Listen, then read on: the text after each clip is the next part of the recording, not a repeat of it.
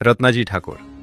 અરે આપણા સરે કહ્યું છે કે ગુજરાતમાં જ્યાં પણ રમખાણો ફાટે ત્યાં ગોળીબાર કરજો.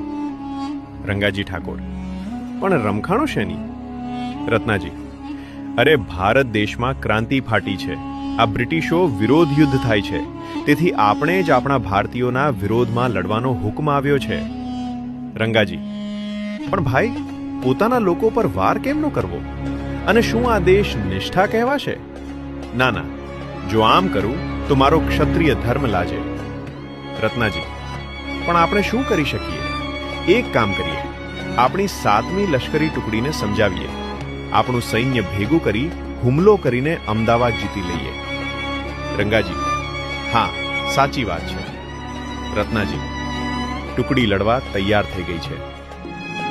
હે ભારતના સપૂતો, આપણે દેશ માટે આજે લડવાનું છે. આ અમદાવાદ આપણું છે. આપણે છેલ્લા શ્વાસ સુધી લડીશું.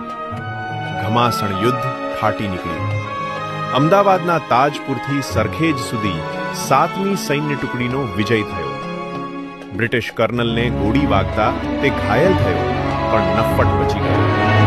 બ્રિટિશો પહેલા પડાવમાં હારી ગયા, પણ બ્રિટિશોએ બીજી નવી સેના ઉતારી. 7મી ટુકડીના શસ્ત્રો ફૂટી પડ્યા. આખરે યુવાનો અંત સુધી